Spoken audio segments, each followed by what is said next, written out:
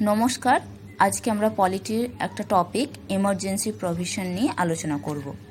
আমরা জানি Indian কনস্টিটিউশনের part 18-এ article 352 থেকে 360 পর্যন্ত এমার্জেন্সি প্রভিশন নিয়ে আলোচনা করা আছে। 352 থেকে 360 এর মধ্যে 352 আলোচনা করা হয়েছে ন্যাশনাল এমার্জেন্সি নিয়ে, এবং 356 হচ্ছে প্রেসিডেন্ট রুল বা স্টেট এমার্জেন্সি নিয়ে, এবং 360 হচ্ছে ফিনান্সিয়াল এমার্জেন্সি নিয়ে। এই এমার্জেন্সি প্রভিশন কিন্তু আমাদের কনস্টিটিউশনে নতুন নয়, এটা আমরা অ্যাডপ্ট করেছি জার্মানির ওয়েমার কনস্টিটিউশন থেকে। এটা কোনো অর্ডিনারি সিচুয়েশনের জন্য নয়, যখন কোনো এক্সটার্নাল অ্যাগ্রেশন বা ওয়ার বা ফিনান্সিয়াল ক্রাইসিস বা কোনো স্টেটের যদি কোনো কনস্টিটিউশনাল মেশিনারি যদি ফেলিওর হয়, তাহলে সেই ক্ষেত্রে আমরা 350 এই এমার্জেন্সি প্রভিশনটা অ্যাপ্লাই করি। এই এমার্জেন্সির সময় নর্মালি যেটা দেখা যায় যে আমাদের যে ফেডারেল স্ট্রাকচার মানে সেন্ট্রাল স্টেট দুটোরই যে পাওয়ারটা থাকে সেটা শুধুমাত্র সেন্ট্রালের হাতে চলে যায়, অর্থাৎ এই সময় সমস্ত ক্ষমতা সেন্ট্রালের হাতে চলে যায়। এবার এই এমার্জেন্সি প্রভিশনটা আমাদের কনস্টিটিউশনে কেন দরকার হলো? কনস্টিটিউশনে প্রয়োজন এই কারণে যে যদি কোনো সময় কোনো এক্সটার্নাল অ্যাগ্রেশন বা ওয়ার ঘটে, তাহলে সেই মুহূর্তে কিন্তু প্রত্যেকটা স্টেটের মতামত নিয়ে বা সেটাকে পাস করানোর পর তারপরে স্টেপ নেওয়াটা কিন্তু অনেকটা সময় সাপেক্ষ হয়ে যাবে। তো সেই ক্ষেত্রে সেন্ট্রালকে পাওয়ার দেওয়া হয়েছে যেন তৎক্ষণাৎ সে ব্যবস্থা নিতে পারে। তার জন্য এই এমার্জেন্সি প্রভিশন আমাদের কনস্টিটিউশনে ইনক্লুড করা হয়।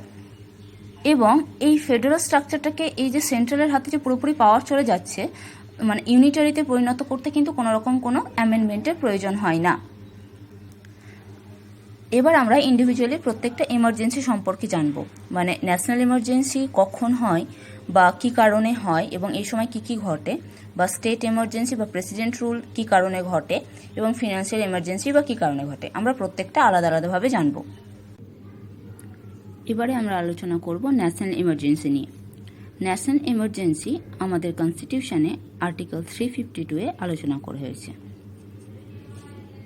তাহলে ন্যাশনাল এমার্জেন্সি কোন কোন সময় ন্যাশনাল এমার্জেন্সি হতে পারে এবং কে এটা প্রোক্লেম করতে পারে? ন্যাশনাল এমার্জেন্সি আমাদের জারি করতে পারে প্রেসিডেন্ট, কিন্তু তার জন্য আমাদের ক্যাবিনেট থেকে প্রথমে রিটেন রেকমেন্ডেশন যাওয়া দরকার, তারপর প্রেসিডেন্ট ন্যাশনাল এমার্জেন্সি জারি করতে পারেন।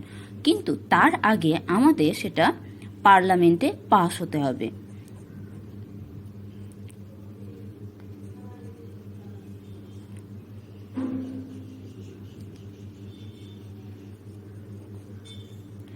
এবং সেটা পাস হতে হবে স্পেশাল মেজরিটিতে।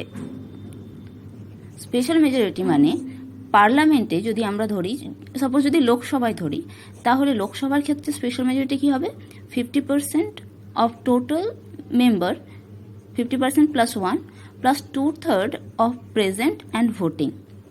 তার মানে যদি লোকসভায় হয় তাহলে লোকসভার ক্ষেত্রে হবে 273, মানে 50% হচ্ছে 272 প্লাস 1 একজন মানে হচ্ছে 273, এবং 2/3 প্রেজেন্ট অ্যান্ড ভোটিং, যতজন ভোট দিচ্ছে, যতজন প্রেজেন্ট আছে এবং ভোট দিচ্ছে তার 2/3। তাহলে এইভাবে পার্লামেন্টে পাস হতে হবে, এবং সেটা হতে হবে 30 দিনের মধ্যে। 30 ডেজ টাইম থাকে, যেটা কিন্তু আগে ছিল 2 মান্থ, কিন্তু 44th কনস্টিটিউশনাল অ্যামেন্ডমেন্ট অ্যাক্টে সেটা 30 ডেজ হয়েছে। এবার যদি প্রশ্ন হয় যে যদি লোকসভা ডিসলভ থাকে তাহলে সেই ক্ষেত্রে কি হবে? সেই ক্ষেত্রে লোকসভা যদি ডিসলভ থাকে তাহলে পরবর্তী যে ফার্স্ট সিটিংটা হচ্ছে তার 30 দিনের মধ্যে পাস করতে হবে। কিন্তু ইতিমধ্যে রাজ্যসভায় কিন্তু পাস হওয়া চাই, রাজ্যসভায় পাস হয়ে যাবে ইতিমধ্যে, কিন্তু লোকসভার ফার্স্ট সিটিংয়ে 30 দিনের মধ্যে সেটা পাস হয়ে যেতে পারে, তবেই প্রেসিডেন্ট এমার্জেন্সি জারি করতে পারে। কোন কোন গ্রাউন্ডে করতে পারে? 1 নম্বর হচ্ছে ওয়ার, তারপর হচ্ছে এক্সটার্নাল অ্যাগ্রেশন, এবং 3 নম্বর হচ্ছে আর্মড রেবেলিয়ন। এই 3টে ক্ষেত্রে প্রেসিডেন্ট ন্যাশনাল এমার্জেন্সি জারি করতে পারেন। আর্মড রেবেলিয়ন শব্দটা আগে ছিল internal disturbance. 44th constitutional amendment act 1978-এ ইন্টারনাল ডিস্টারবেন্সের জায়গায় আর্মড রেবেলিয়ন করা হয়। ঠিক আছে, এই ন্যাশনাল এমার্জেন্সি পুরো কান্ট্রিতেও হতে পারে বা কোনো একটা পার্টেও হতে পারে, কোনো একটা কান্ট্রি কোনো একটা পার্টেও জারি হতে পারে। আবার দেশের বিভিন্ন জায়গায়, সাপোজ আমি যদি নর্থের দিকে ধরি, নর্থে আমি একটা বেসিসের উপর করতে পারি যে ওয়ার্ডের বেসিসে ন্যাশনাল এমার্জেন্সি। আবার নর্থ ইস্টার্নে হয়তো এক্সটার্নাল অ্যাগ্রেশনের জন্য করতে পারলাম, আবার সাউথে হয়তো আর্ম রেবেলিয়নের জন্য করলাম। মানে এক একটা পার্টে এক একটা কারণে করা যেতে পারে, ন্যাশনাল এমার্জেন্সি জারি করা যেতে পারে। ঠিক আছে, মানে একই গ্রাউন্ডেও পুরো কান্ট্রিতেও করতে পারি, বা আমি এক একটা পার্টে কিন্তু এক একটা গ্রাউন্ডে করা যেতে পারে। এবার যদি ওয়ার বা এক্সটার্নাল অ্যাগ্রেশনের জন্য যদি ন্যাশনাল এমার্জেন্সি জারি করা হয়, ওয়ার বা এক্সটার্নাল অ্যাগ্রেশন, তাহলে তাকে আমরা বলবো এক্সটার্নাল এমার্জেন্সি। কিন্তু যদি আর্মড রেবেলিয়নের জন্য করা হয় তাহলে আমরা তাকে বলবো ইন্টারনাল এমার্জেন্সি।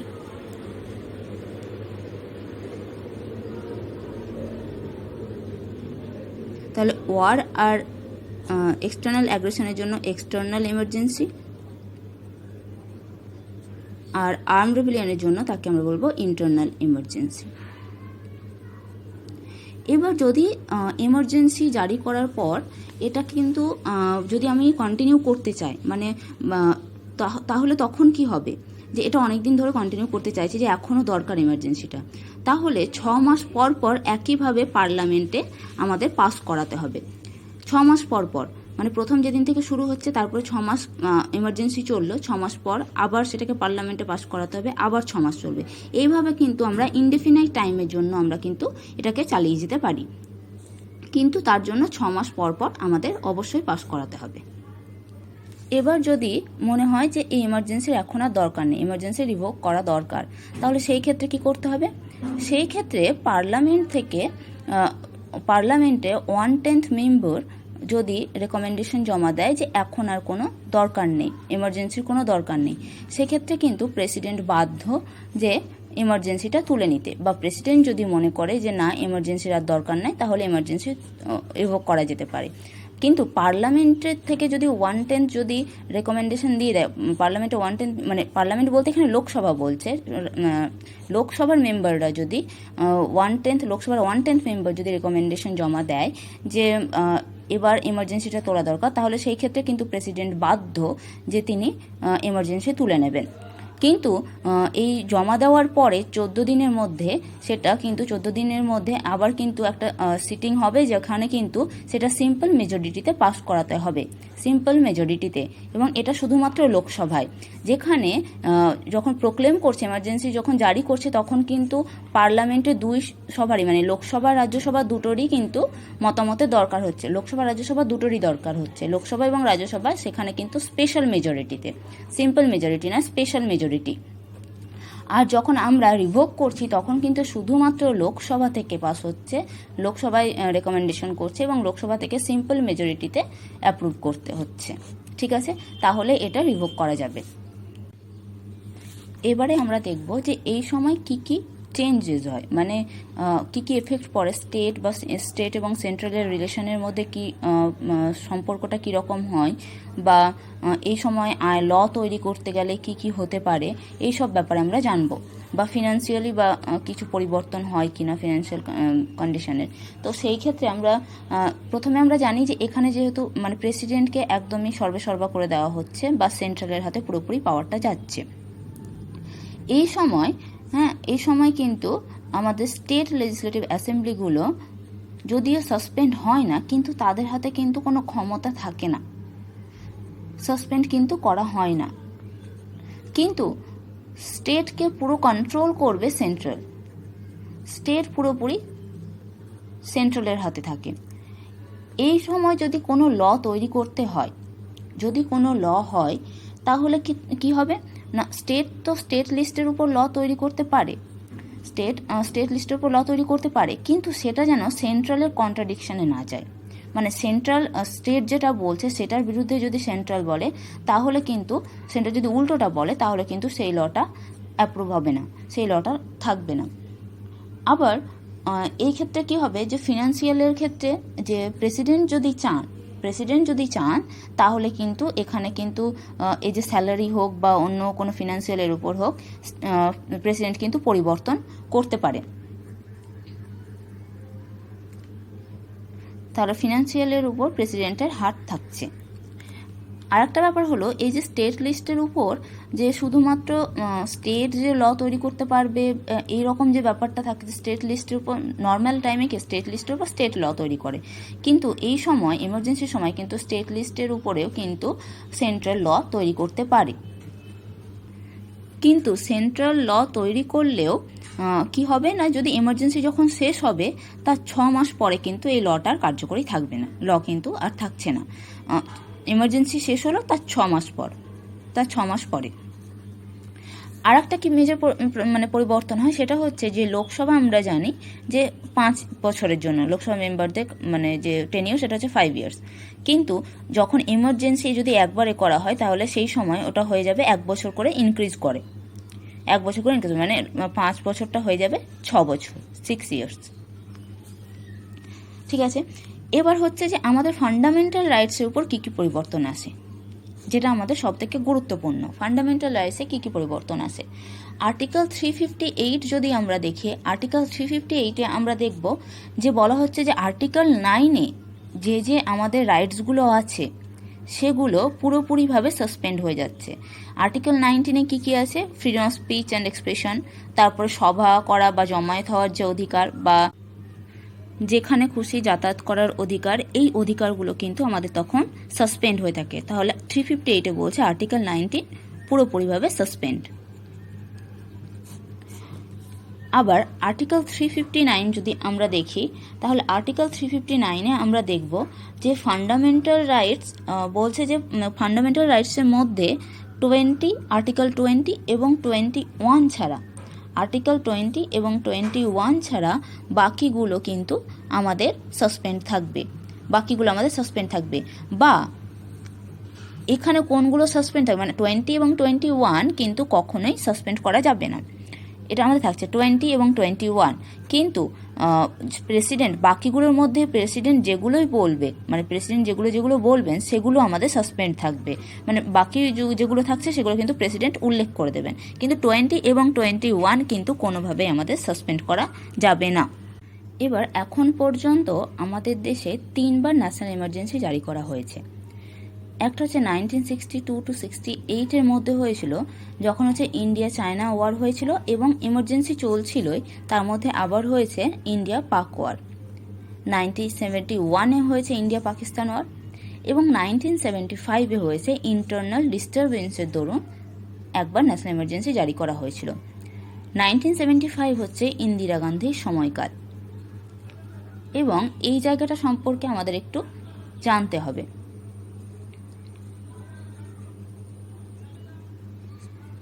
কেননা 1975-এর পরে 1976-এ আমাদের ঘটেছে 42nd অ্যামেন্ডমেন্ট অ্যাক্ট বা 42nd কনস্টিটিউশনাল অ্যামেন্ডমেন্ট অ্যাক্ট, আর তারপরে হয়েছে 1978-এও একটা মেজর পরিবর্তন হয়েছিল, যখন মোরারজি দেশাই আমাদের প্রাইম মিনিস্টার হয়ে এসেছিলেন, এবং তখন হয়েছিল 44th কনস্টিটিউশনাল অ্যামেন্ডমেন্ট অ্যাক্ট।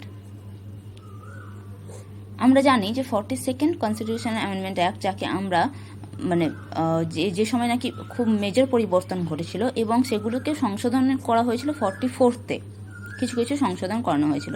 তার জন্য আমরা এর ব্যাকগ্রাউন্ডটা সম্পর্কে কিছুটা জেনে নেব। তাহলে এখন জানবো 1975-এর যখন এমার্জেন্সিটা হয় তখন তার পেছনে কারণটা কী ছিল। 1971-এ যখন ভোট হয় তখন আমরা জানি যে ইন্দিরা গান্ধী খুব পপুলার ছিলেন, কেননা সেই মুহূর্তে উনি পভার্টি ইরাডিকেশন নিয়ে বলেছিলেন, এবং মানে দারিদ্রতা দূরীকরণ যেটা, এবং তাছাড়াও বাংলাদেশ ওয়ারে তিনি সাহায্য করার ফলে তার পপুলারিটি খুব বেশি ছিল। 1971-এ উনি ভোটে জেতার পরে তিনি জিতেছিলেন রায়বেরেলি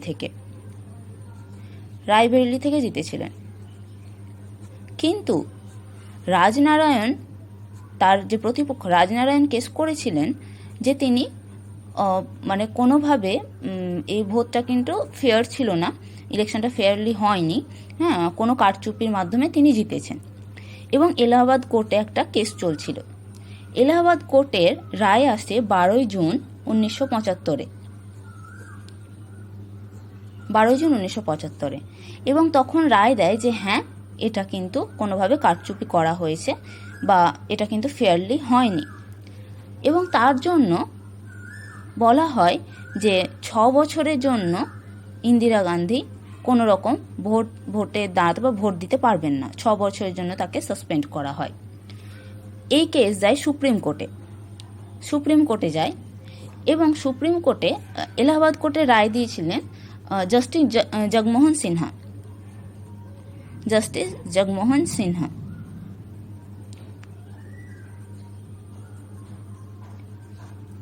যখন সুপ্রিম কোর্টে যায় কেসটিতে আবার বলা হয় যে এই সময় যিনি রায় দিয়েছিলেন তিনি ছিলেন সুপ্রিম কোর্টের যিনি চিফ জাস্টিস মানে সিজেআই ছিলেন BR আইয়ার।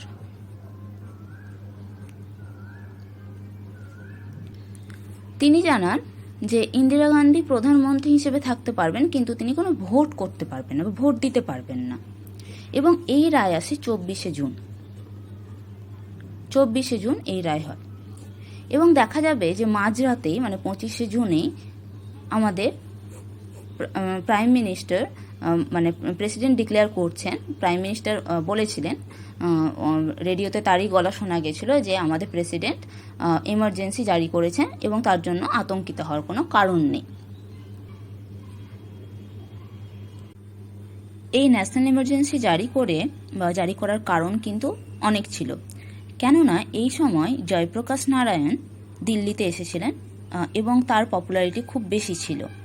কেননা এই যে পভার্টি ইরেডিকেশনের যে কথা হয়েছিল, কিন্তু তার পরে দেখা যাচ্ছে যে প্রচুর মাত্রায় কিন্তু দারিদ্রতা বেড়ে চলেছে এবং আনএমপ্লয়মেন্ট রেটও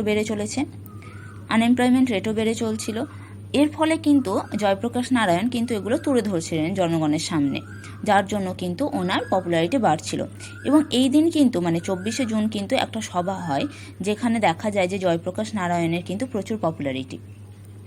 ইন্দিরা গান্ধী কিছুটা হলেও এটা দেখে ভয় পেয়েছিলেন এবং এই 25শে জুন এমার্জেন্সি জারি করান। তখন কিন্তু প্রেসিডেন্ট ছিলেন আমাদের ফখরুদ্দিন আলী আহমেদ। এবার আমরা কিন্তু জানি যে যদি জারি করতে হয় তাহলে কিন্তু ক্যাবিনেটের মানে আমরা যেটা আগে দেখেছি যে ক্যাবিনেটের রেকমেন্ডেশন প্রয়োজন। এই সময় দেখা যায় যে ক্যাবিনেটের কোনো রেকমেন্ডেশন ছাড়াই ইন্দিরা গান্ধী ফখরুদ্দিন আলী আহমেদের কাছে প্রস্তাব রাখেন এমার্জেন্সি জারি করা এবং সেই মতো এমার্জেন্সি জারি হয়। পরদিন যখন 25শে জুন সকালবেলা যখন অলরেডি এমার্জেন্সি জারি হয়ে গেছে এবং এই সময় সবথেকে যে ব্যাপারটা ঘটেছিল যে আর্টিকেল 20 বা 21 যেটা আমরা বলছি পার্সোনাল লিবার্টি বা 22 যেটা হচ্ছে 24 ঘন্টার মধ্যে গ্রেপ্তার করা, 24 ঘন্টার মধ্যে আমাদের কোর্টে পেশ করা, কোনোটাই কিন্তু ছিল না। এই 25শে জুন মানে জারি করার সঙ্গে সঙ্গে কিন্তু যত বিরোধী দলের নেতা ছিল ইনক্লুডিং জয়প্রকাশ নারায়ণ, মোরারজি দেশাই, তাদের কিন্তু অ্যারেস্ট করা হয়। এবং অ্যারেস্ট করার পর এমনই করা হয় যে তাদের সঙ্গে কিন্তু কাউকে দেখা করতে দেওয়া হয়নি, হ্যাঁ। এবং মিসা অ্যাক্ট অনুযায়ী সবাইকে গ্রেপ্তার করা হচ্ছিল। মিসাটা কি? Maintenance of internal security.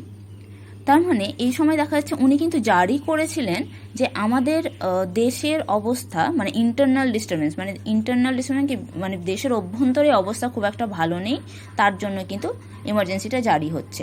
এবং উনি সবাইকে গ্রেপ্তার করতে শুরু করেন। গ্রেপ্তার করতে পুলিশদের ক্ষমতা দেওয়া হয় খুব বেশি পরিমাণে, কিন্তু যাদেরকে অ্যারেস্ট করছেন তাদের কাউকে কোনোভাবেই কিন্তু কোনো খবর দেওয়া হয়নি যে মানে তাদেরকে অ্যারেস্ট করা হয়েছে বা কিছু, এবং তাদেরকে কারোর সঙ্গে দেখা পর্যন্ত করতে দেওয়া হতো না। ইভেন তাদের যে চিঠিপত্র আসতো পরবর্তী সময়ে সেগুলোর উপরেও সেন্সরশিপ চালানো হয়েছিল, মানে আগে সেটা চিঠিটা চেক করা হতো তারপর তাদের হাতে দেওয়া হতো। এবং এই যে বলেছিলাম আর্টিকেল 22 যে 24 ঘন্টার মধ্যে কোর্টে পেশ করতে হবে, তাদেরকে কোনো রকম কোর্টে পেশ করার কোনো অধিকার দেওয়াও হয়নি। তারা কোনোভাবেই পাননি এই সমস্ত অধিকারগুলো। তাহলে পুরোপুরিভাবেই কিন্তু আমাদের ফান্ডামেন্টাল রাইটসগুলো পুরোটাই আমাদের ভায়োলেট হয়েছিল। এই সময় কিন্তু গুজরাটে কিন্তু কংগ্রেসের অবস্থা খুব খারাপ ছিল এবং বারবার কিন্তু উঠে আসছিল যে ইন্দিরা গান্ধী যেহেতু উনি কারচুপি করেছিলেন, অতএব উনি যেন ইস্তফা দেন।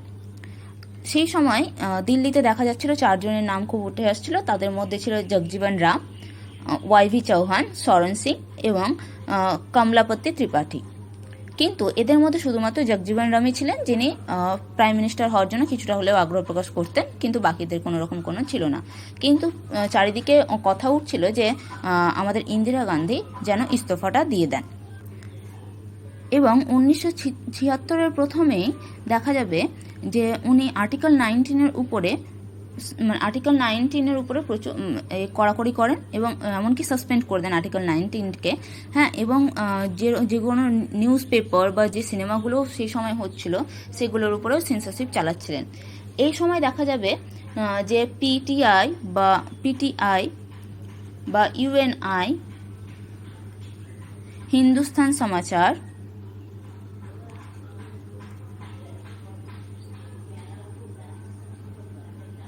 এবং সমাচার ভারতী এই 4টে যে এজেন্সি ছিল, নিউজ পেপার এজেন্সি, এগুলোকে পুরোপুরিভাবে বন্ধ করে দেওয়া হয় এবং শুধুমাত্র একটা এজেন্সি রাখা হয়। মানে উনি নিউজ পেপারের উপরেও কিন্তু পুরোপুরিভাবে সেন্সরশিপ চালাচ্ছিলেন। তাছাড়া দেখা যাবে এই এমার্জেন্সির সময় সব থেকে যেটা মানে খারাপ দিক ছিল, যেটা আর একটা জিনিস ঘটছিল, সেটা হচ্ছে ফোর্সড স্টেরিলাইজেশন।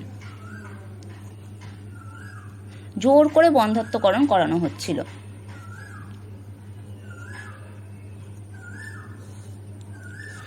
এবং এই সময়ে কয়েকটা অ্যামেন্ডমেন্ট করা হয়, কনস্টিটিউশনাল অ্যামেন্ডমেন্ট করা হয়, যার মধ্যে হচ্ছে 38th কনস্টিটিউশনাল অ্যামেন্ডমেন্ট, 39th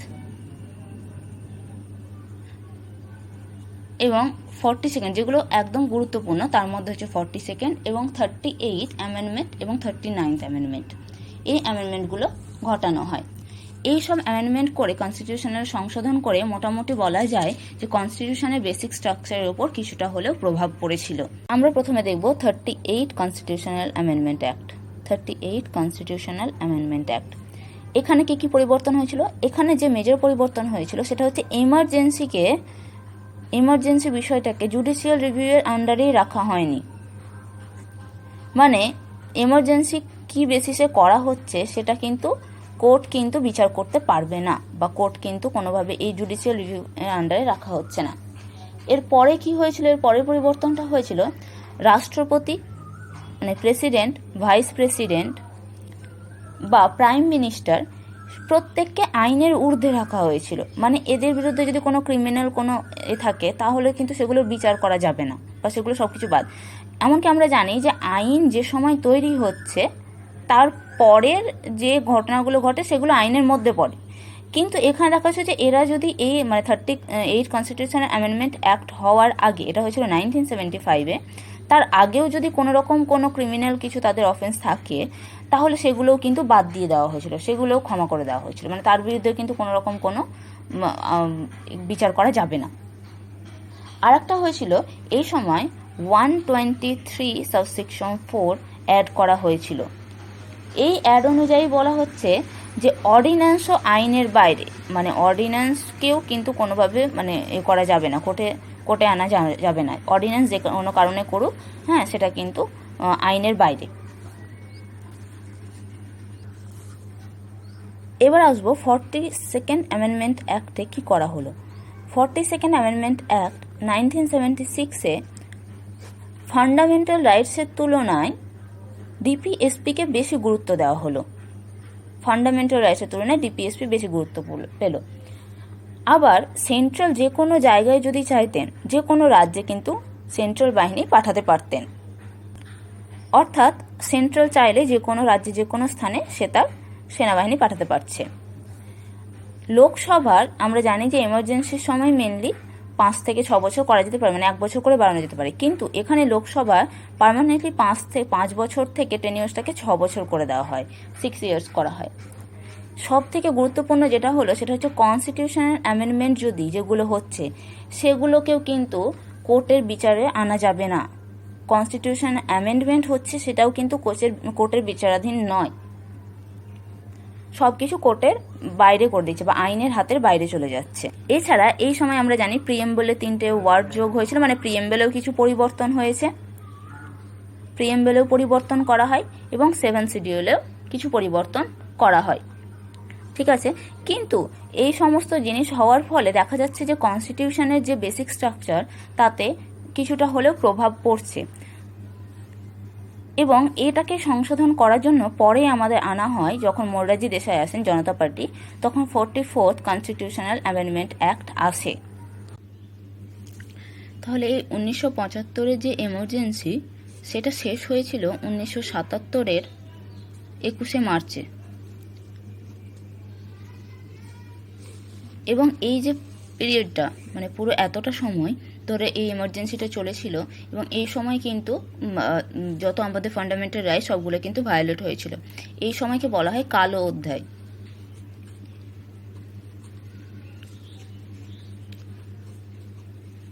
মানে সাধারণ মানুষের কিন্তু কোনো রকম কোনো ফান্ডামেন্টাল রাইটস কিন্তু ছিল না। 1977-এর পরে যখন ভোট হয় তখন দেখা যাচ্ছে কিন্তু যে এত কিছু করেও কিন্তু ইন্দিরা গান্ধী ভোটে জেতেনি, এবং সেখানে পরের বছর 1978-এ আমাদের যখন 1977-এ ভোটে উনি জিতলেন না, তখন কিন্তু আমাদের প্রাইম মিনিস্টার হয়ে এলেন জনতা দল থেকে মোরারজি দেশাই, জনতা দলের মোরারজি দেশাই।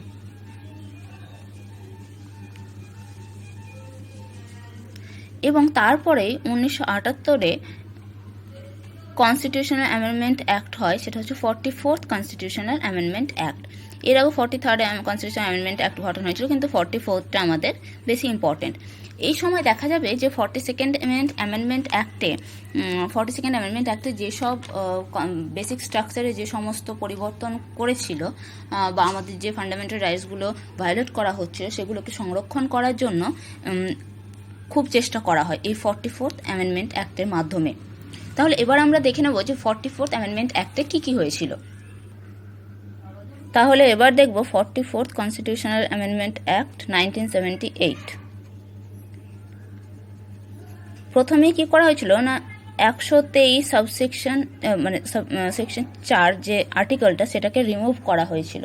সেটাতে কী করা হয়েছিল যে অর্ডিন্যান্সের যে ব্যাপারটা, যে অর্ডিন্যান্সকে আইনের বাইরে রাখা হয়েছিল, তাহলে 123 সাবসেকশন 4 এই আর্টিকেলটাকে রিমুভ করা হয়। তাছাড়া হয়েছিল লোকসভার টেনিয়র আবার 6 থেকে 5 করা হয়, 6 থেকে 5 বছরে আবার আনা হয়। সম্পত্তির অধিকার যেটা আমাদের ফান্ডামেন্টাল রাইটস ছিল সেটাকে লিগ্যাল রাইট পরিণত করা হয়।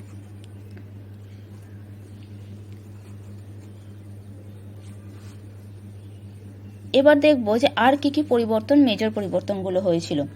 তার মধ্যে হয়েছিল যেটা ইমার্জেন্সি রিলেটেড, সেটা হচ্ছে আর্টিকেল 352 আমরা দেখেছি যে 3টে ক্ষেত্রে আমাদের ইমার্জেন্সি জারি করা যেতে পারে, ন্যাশনাল ইমার্জেন্সি। সেটা হচ্ছে ওয়ার, এক্সটার্নাল অ্যাগ্রেশন এবং আর্মড রেবেলিয়ন। এর আগেই বলেছি যে আর্মড রেবেলিয়ন কিন্তু তখন ছিল না, তখন ছিল ইন্টারনাল ডিস্টারবেন্স। এই ইন্টারনাল ডিস্টারবেন্স কিন্তু কোনোভাবে ব্যাখ্যা করা নেই যে ইন্টারনাল ডিস্টারবেন্স বলতে ঠিক কোনগুলোকে বোঝাবে। তো সেই ক্ষেত্রে ইন্দিরা গান্ধী 1975-এ কিন্তু ইন্টারনাল ডিস্টারবেন্সের উপরেই ভিত্তি করে ইমার্জেন্সি জারি করেছে। 44তে কিন্তু এই ইন্টারনাল ডিস্টারবেন্সটাকে সরিয়ে দেওয়া হয়, এবং এই কারণেই সরানো হয় যাতে এর পরবর্তী সময় কিন্তু যেন কেউ ইন্টারনাল ডিস্টারবেন্সের উপর ভিত্তি করে না করতে পারে, সেই জায়গায় আনা হয় আর্মড রেবেলিয়ন।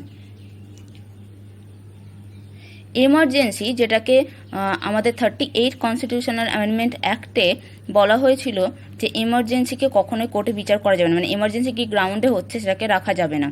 তো এই এমার্জেন্সির রিলেটেড একটা কেস হয়েছিল যে মিনার্ভা মিল কেস। মিনার্ভা মিল কেসে বলা হয়েছিল, এটা পরে 1980-তে হয়েছিল, যে এর জাজমেন্ট হিসেবে জাজমেন্ট দেওয়া হয় যে এর পরে কিন্তু বিচার করা হবে যে ঠিক কোন গ্রাউন্ডে এমার্জেন্সি জারি করা হচ্ছে, এটা কিন্তু কোর্টের বিচারাধীন হবে।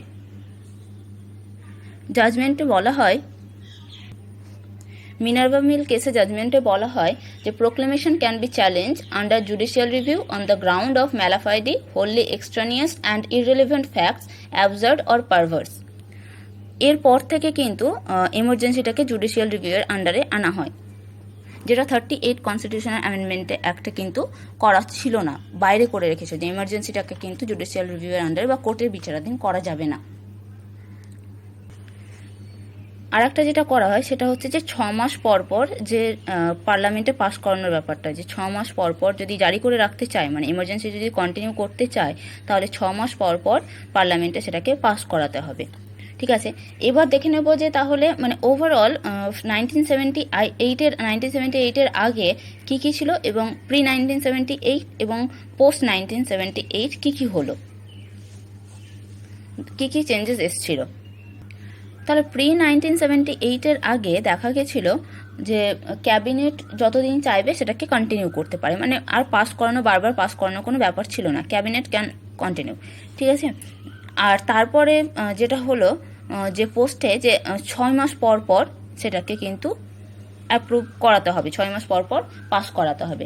তার আগে ছিল সিম্পল মেজরিটিতে পাস করাতে হবে, সিম্পল মেজরিটি, কিন্তু পোস্টে হলো 44-তে পরে যে সেটাকে স্পেশাল মেজরিটিতে পাস করাতে হবে পার্লামেন্টে, স্পেশাল মেজরিটি। এখানে ইন্টারনাল ডিস্টারবেন্স গ্রাউন্ডে কিন্তু একটা গ্রাউন্ড ছিল যেটাতে কিন্তু এমার্জেন্সি জারি করা যেত, কিন্তু পরে সেটাকে করা হলো আর্মড রেবেলিয়ন।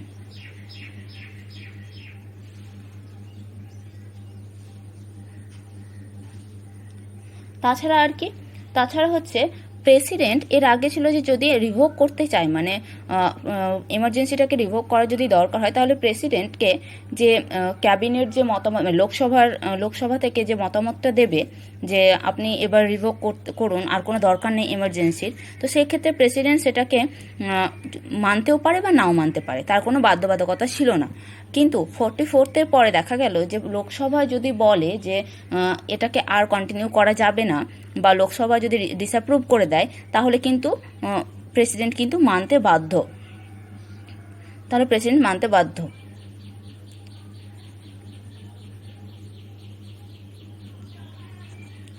এবং প্রেসিডেন্ট এই মত অনুযায়ী কিন্তু সেটাকে আর কন্টিনিউ করতে পারবে না। তাহলে আমরা ন্যাশনাল ইমার্জেন্সি রিলেটেড যতগুলো অ্যামেন্ডমেন্ট আছে বা কি কি কারণে অ্যামেন্ডমেন্টগুলো করা হয়েছিল সে সম্পর্কে আমরা জানলাম। এরপরে জানবো যে স্টেট ইমার্জেন্সি বা আমাদের যেটাকে আমরা বলি প্রেসিডেন্ট রুল, সেটা কি কারণে হয় এবং সেই সময় কি কি হয়। স্টেট এমার্জেন্সি বা প্রেসিডেন্ট রুল সম্পর্কে জানার আগে আমরা আর্টিকেল 355 নিয়ে একটু আলোচনা করব। আর্টিকেল 355 কি বলছে? বলছে সেন্টারের এটা ডিউটি যে স্টেটকে সব দিক থেকে রক্ষা করা।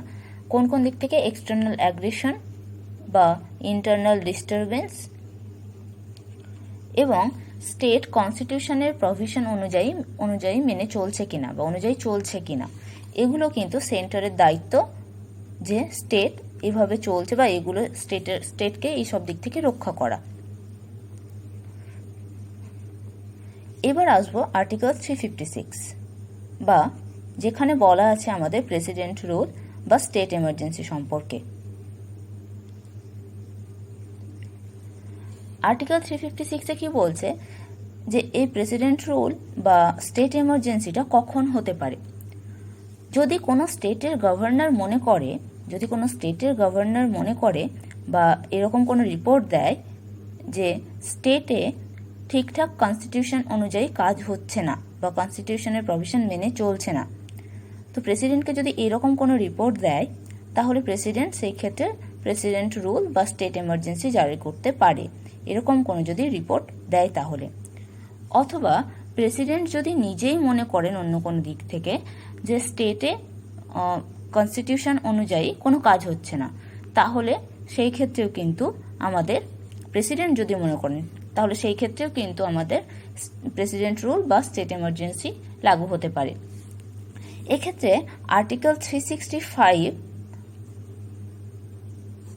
এখানেও কিন্তু বলছে স্টেট এবং সেন্টারের মধ্যে যদি কোনো রকম ভালো সম্পর্ক না থাকে বা যদি স্টেট সেন্টারের সেন্টারের রুলস বা ল যদি ফলো না করে, যদি ডিরেকশনগুলো ফলো না করে, তাহলে সেই ক্ষেত্রেও কিন্তু প্রেসিডেন্ট রুল বা স্টেট এমার্জেন্সি জারি করতে পারে। তাহলে আমরা তিনটে গ্রাউন্ড পেলাম। এক হচ্ছে গভর্নর যদি রিপোর্ট পেশ করে প্রেসিডেন্টকে যে কনস্টিটিউশন অনুযায়ী চলছে না বা প্রভিশন মেনে চলছে না, বা প্রেসিডেন্ট যদি নিজে মনে করেন কোনো দিক থেকে যে কনস্টিটিউশনের প্রভিশন মানছে না, বা স্টেট যদি সেন্ট্রালের রুলস যদি ফলো না করে বা ডিরেকশন যদি ফলো না করে, তাহলে সেক্ষেত্রে স্টেট এমার্জেন্সি হতে পারে। যেমন 6 ডিসেম্বর 1992 ইউপিতে যখন বাবরি মসজিদ ডিমোলিশন নিয়ে ঝামেলাটা হয়, তখন কিন্তু আশেপাশে মানে রাজস্থান হিমাচল প্রদেশ এবং মধ্যপ্রদেশ, এই তিনটে জায়গায় স্টেট এমার্জেন্সি জারি করা হয়েছিল। কেন করা হয়েছিল না, এই সময় কিন্তু বাবরি মসজিদ ডিমোলিশনের সময় কিন্তু অনেকজন মারা গেছিল এবং দেখা যাচ্ছিল যে এই তিনটে স্টেটে দেখা যাচ্ছে যে সেকুলারিজম যে কনসেপ্টটা সেটা কিন্তু মেনে চলছে না। এই সেকুলারিজম কনসেপ্ট কিন্তু আমাদের যেহেতু কনস্টিটিউশন একটা গুরুত্বপূর্ণ বিষয়, তাই এটা মেনে না চলা মানে কনস্টিটিউশনকে ফলো না করা। তাই এই তিনটে জায়গাতে আমাদের প্রেসিডেন্ট রুল চালু হয়েছিল। আবার কিছু বছর পরে দেখা যাবে কর্ণাটকাতে প্রেসিডেন্ট রুল চালু হয়।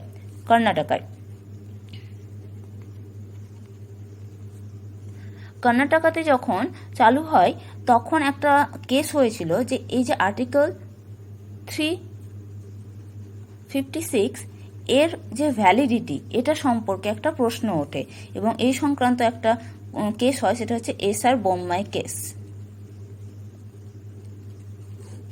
এই কেস অনুযায়ী আর্টিকেল 356 এর ভ্যালিডিটি সম্পর্কে জিজ্ঞেস করা হয় যে প্রেসিডেন্ট যদি চান, নিজের ইচ্ছাতে চান, তাহলে কি উনি এরকম প্রেসিডেন্ট রুল জারি করতে পারেন। তো এই সুপ্রিম কোর্ট শেষে জানায় যে না, সেক্ষেত্রে কিন্তু স্টেট এমার্জেন্সি যে গ্রাউন্ডটা সেটা কিন্তু জুডিশিয়াল রিভিউয়ের আন্ডারে আসছে। এবারে আমরা জানব যে স্টেট এমার্জেন্সি বা প্রেসিডেন্ট রুলের ক্ষেত্রে কাদের অ্যাপ্রুভাল লাগে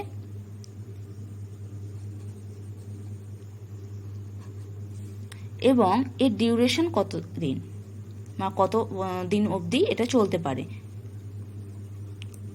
তো সাপোজ যে গভর্নর প্রেসিডেন্টকে বলছে, কোন একটা রিপোর্ট দিচ্ছে যে কোন একটা স্টেটে ঠিকঠাক কনস্টিটিউশন মেনটেন হচ্ছে না, তাই প্রেসিডেন্ট রুল জারি করা দরকার। যদি 1 ফেব্রুয়ারি 2020-তে প্রেসিডেন্ট রুল জারি করে, তাহলে তারপরে এটার কোনো রকম অ্যাপ্রুভাল ছাড়া এটা চলতে পারবে 2 মাস। এটা চলবে 2 মাস, ঠিক আছে।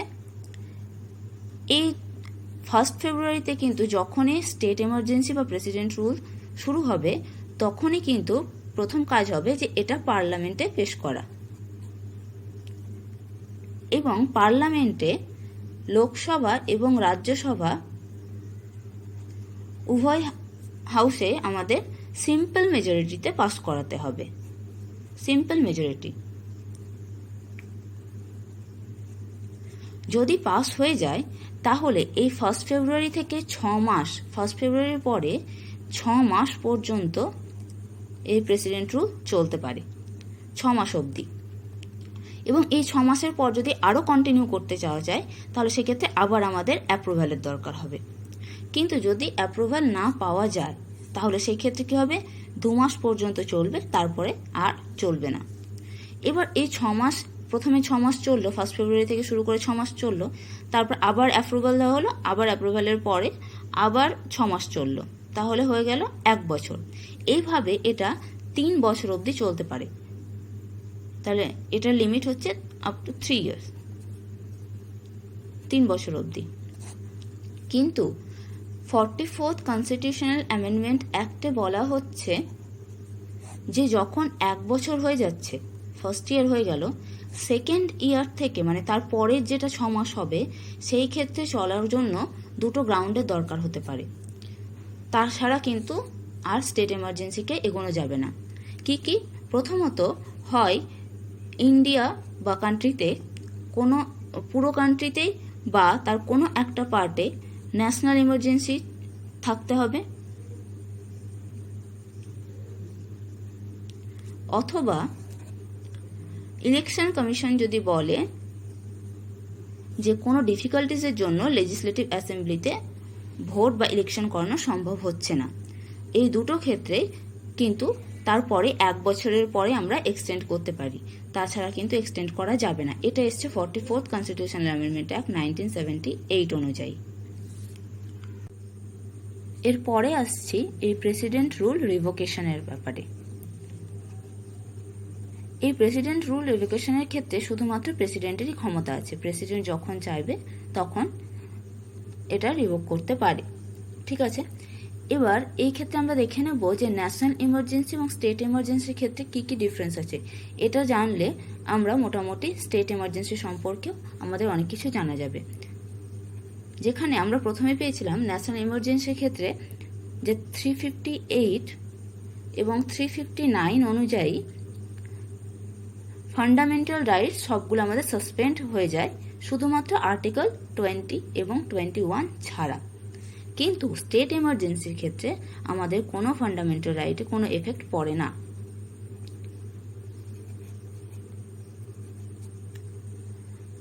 তাছাড়া এটা গ্রাউন্ড কি war, external aggression, armed rebellion. আর এই ক্ষেত্রে স্টেট এমার্জেন্সির ক্ষেত্রে গ্রাউন্ড কি, যদি গভর্নর মনে করে যে কনস্টিটিউশন ঠিক মতো ফলো হচ্ছে না, ঠিক আছে, কনস্টিটিউশনের মেশিনারি ঠিক মতো ফলো হচ্ছে না, বা সেন্টারের কথা ঠিকঠাক মেনে চলছে না।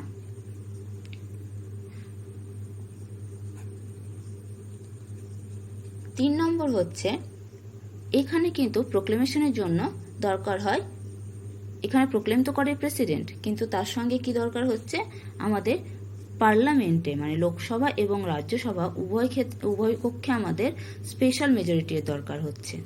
কিন্তু এখানে প্রোক্লেম করার জন্য বা প্রেসিডেন্ট রুল প্রোক্লেম করার জন্য আমাদের পার্লামেন্টে শুধুমাত্র আমাদের সিম্পল মেজরিটির দরকার হয়। এখানে অ্যাপ্রুভ্যালের জন্য 1 মাস সময় দেওয়া হয়, 1 মাসের মধ্যে অ্যাপ্রুভ্যালটা চাই, কিন্তু এখানে দেওয়া হচ্ছে 2 মান্থস। ঠিক আছে, তাছাড়া ন্যাশনাল ইমার্জেন্সি ইনডিফিনাইট টাইমের জন্য চলতে পারে, 6 মাস পর পর আমাদের এক্সটেন্ড করে আমাদের কিন্তু ইনডিফিনাইট টাইম অবধি চলতে পারে। কিন্তু স্টেট এমার্জেন্সি সর্বোচ্চ আমাদের 3 ইয়ার্স চলতে পারে, 6 মাস পর পর, যদিও অ্যাপ্রুভাল দুটো ক্ষেত্রে দরকার হয়। এবং লাস্ট যে পয়েন্টটা সেটা হলো যে প্রেসিডেন্ট এই ক্ষেত্রে প্রেসিডেন্ট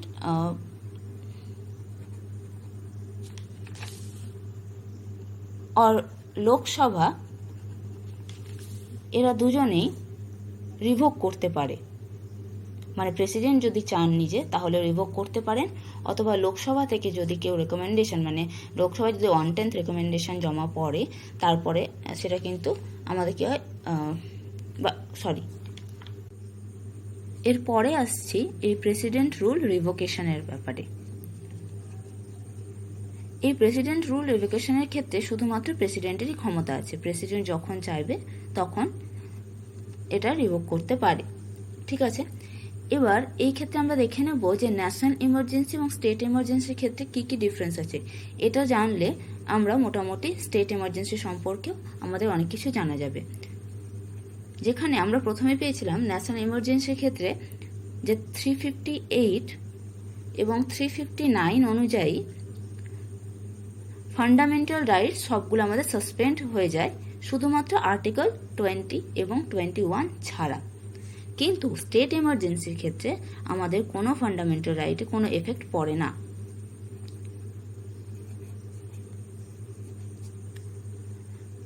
তাছাড়া এটা গ্রাউন্ড কি war, external aggression, armed rebellion. আর এই ক্ষেত্রে স্টেট এমার্জেন্সির ক্ষেত্রে গ্রাউন্ড কি, যদি গভর্নর মনে করে যে কনস্টিটিউশন ঠিক মতো ফলো হচ্ছে না, ঠিক আছে, কনস্টিটিউশনের মেশিনারি ঠিক মতো ফলো হচ্ছে না, বা সেন্টারের কথা ঠিকঠাক মেনে চলছে না।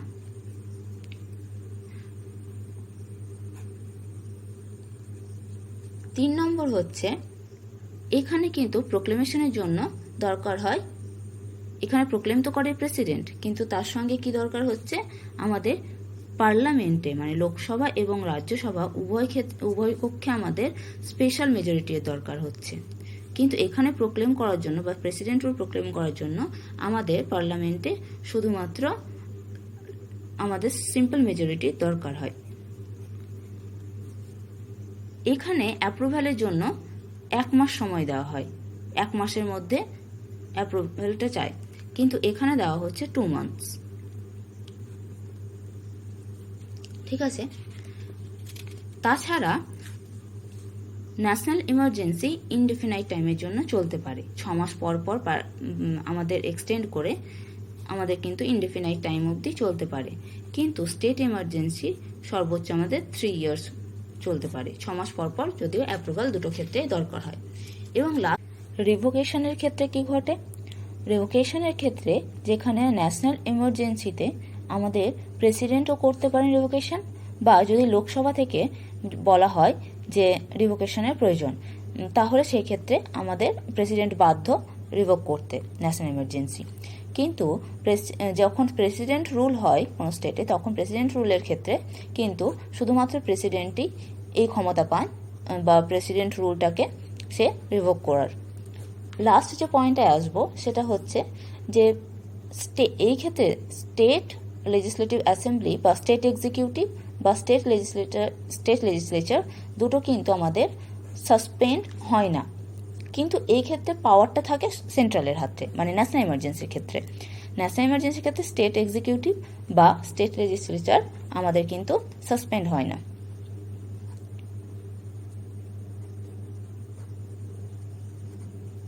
কিন্তু পাওয়ার থাকবে আমাদের সেন্ট্রালের হাতে। এই প্রেসিডেন্ট রুলের সময় কি হয়, প্রেসিডেন্ট রুলের সময় স্টেট এক্সিকিউটিভ হিসেবে আমাদের থাকে প্রেসিডেন্ট, এবং প্রেসিডেন্ট তার এই পাওয়ারটা গভর্নরকে দিতে পারেন, এবং তার সঙ্গে যে চিফ সেক্রেটারি একজন যোগ হয়ে তারা এই কাজটা করতে পারেন। চিফ সেক্রেটারি এবং গভর্নর দুজনে মিলে এই স্টেট এক্সিকিউটিভের কাজটা করতে পারেন। আর স্টেট লেজিসলেচারের ক্ষেত্রে কি করবে, স্টেট লেজিসলেচারের ক্ষেত্রে পুরোপুরি পাওয়ারটা থাকে পার্লামেন্টের হাতে, অর্থাৎ এই সময় স্টেট লিস্টে কোনো ল তৈরি করতে গেলে কিন্তু পার্লামেন্ট সেটা পারবে। ঠিক আছে, এই হলো প্রেসিডেন্ট রুল এবং ন্যাশনাল ইমার্জেন্সির মধ্যে পার্থক্য এবং প্রেসিডেন্ট রুল সম্পর্কে ধারণা। এবার আলোচনা করব ফিনান্সিয়াল ইমার্জেন্সি নিয়ে।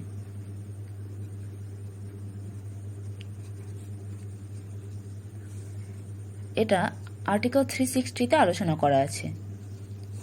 ফিনান্সিয়াল ইমার্জেন্সি কখন কে প্রোক্লেম করতে পারে, প্রেসিডেন্ট ফিনান্সিয়াল ইমার্জেন্সি প্রোক্লেম করতে পারে যদি মনে হয় যে ফিনান্সিয়াল আনস্টেবিলিটি চলছে।